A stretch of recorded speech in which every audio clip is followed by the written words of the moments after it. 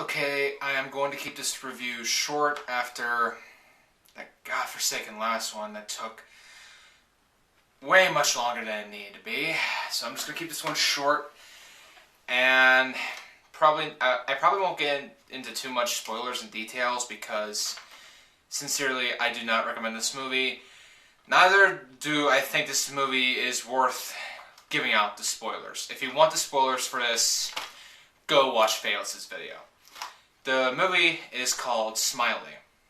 Again, if you want spoilers on this movie, go see Phaeus' review on Smiley. I believe it's called Emoticonly. Smiley is supposedly what HorrorNews.net calls the new face of horror. Yes, an internet emoji. This emoticon is the new slasher villain, the new face of horror. I'm not gonna lie, and I will admit this is a pretty decent decent getup for a slasher villain. But the problem is that I can't really say much. Again, spoilers. I really don't want to give spoilers out for this movie because I don't think this movie's worth it. But the basic plot is that there's this urban legend online. This legend is simply you go onto a chat room with a complete and total stranger you do not know. You type in, "I did it for the lulz," 3 times to this person. And when you do that, this guy pops up behind that person you're talking to and kills him. And kills that person. Yes, it's like Bloody Mary and Candyman. The only difference is that you type in, "I did it for the lulz." That sounds stupid to you, and believe me, I thought going into this is going to be a straight-up horror movie, but watching this movie and looking back at it, you could tell this was supposed to be a Scream-esque type of horror comedy / self-parody, but the problem with this movie is that it's too damn serious and played too straight. It just falls flat. It just feels like it's just trying to be super serious about it when really it's not. Some jokes were there, but because of the tone of the scene, it doesn't come off like that. The only time the humor in this movie works, it's with the professor character, portrayed by Roger Bart right here on the bottom left here, who I will admit takes a pretty good role in this movie.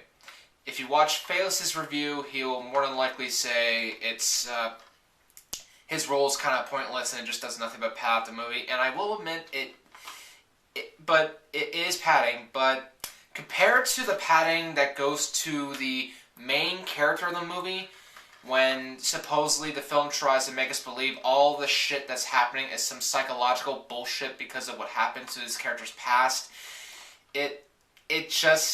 that is more padding than the stuff with the professor. At least the stuff with the professor is interesting, and at least the stuff the professor's saying adds up and goes towards what happens in the ending of the movie. But again, for time-wise, I really do not want to spoil it, but I don't want to spoil it because I don't think it's worth my fucking time doing that.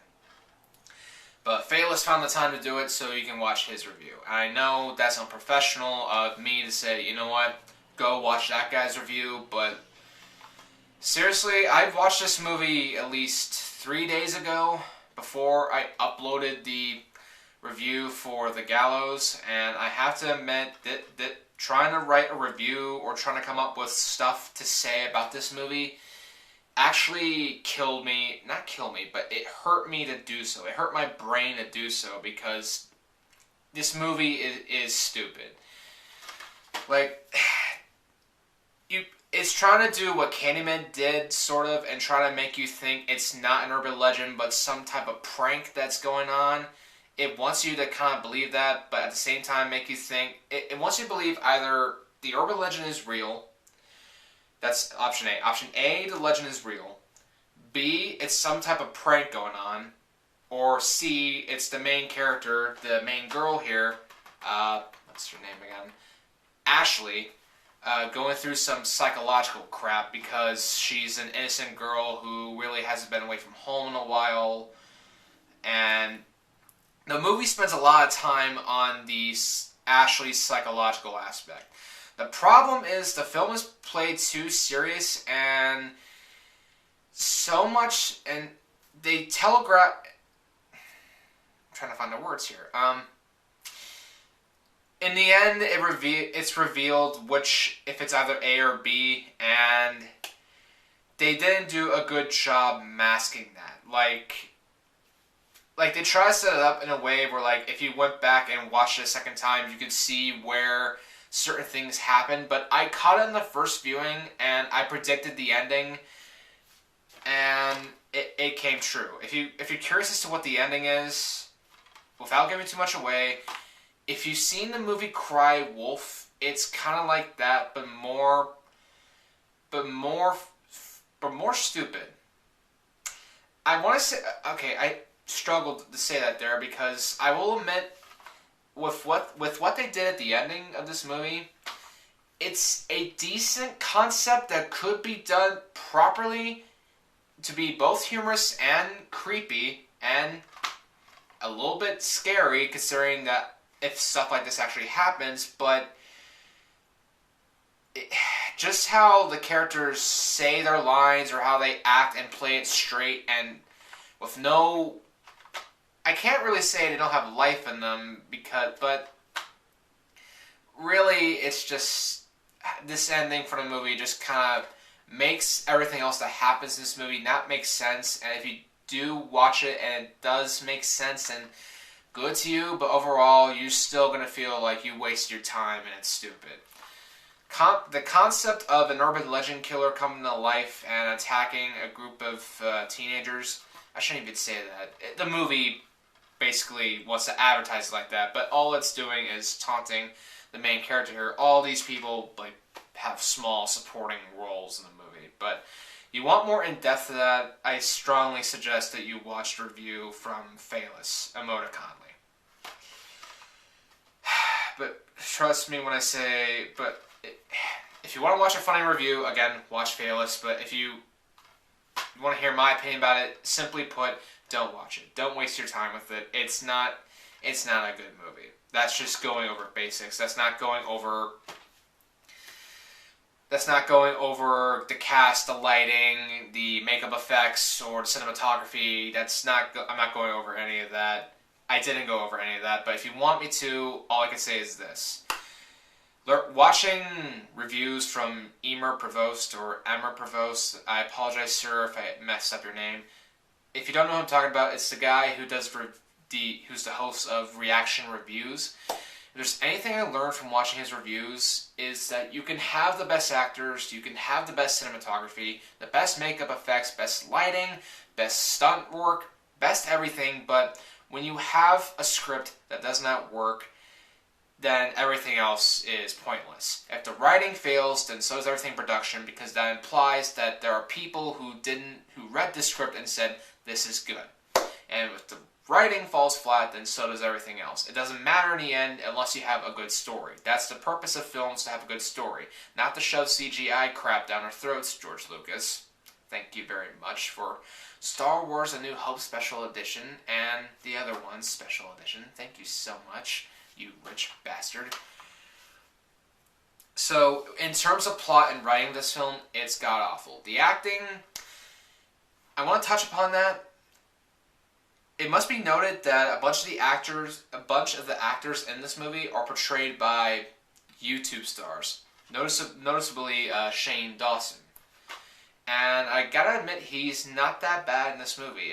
If I could say anything, he's probably a little bit better than a few of the normal actors in the movie.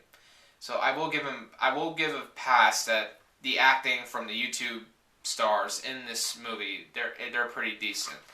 Cinematography's pretty good. There is some shaky cam, but there's also some bad shots that are like focusing on a character's face, but like it'd be like focusing on a person's face from here, but it's too focused on their ear. Like, I really want to know what the hell, if they've been cleaning their ears or something. Like, I don't need that.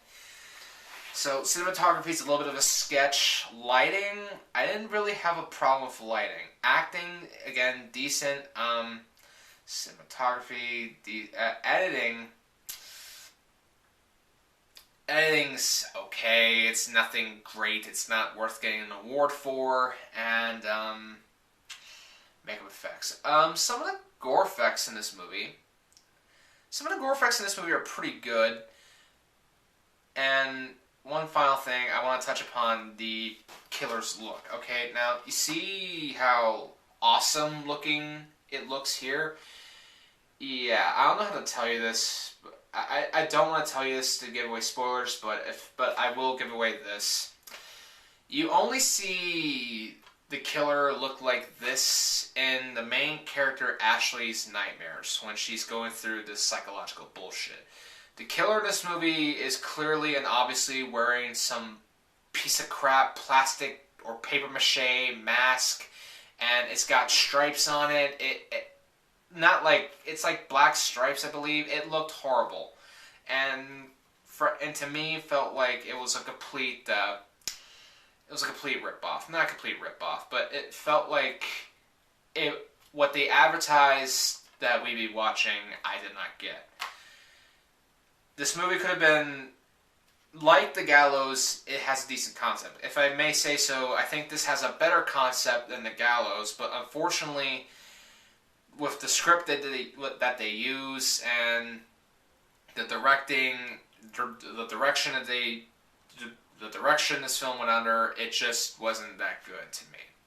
But again, if you want more in-depth into it, then by all means check out the review for Phaelus called Emoto Conley. And if you can't find the link, I'll put the link in the description and a link to his website if you want to check out more of his reviews. Yeah, I've become that lazy and not that well with words. I'm now promoting another guy's review in order to give my review of it. But whatever, it's not like I don't have anyone to talk to, you know, it's not like I'm just doing this because I got bullshit. So that's the review, my review for Smiley, half-assed. Thank you for watching this, and we'll see what's next. I mean,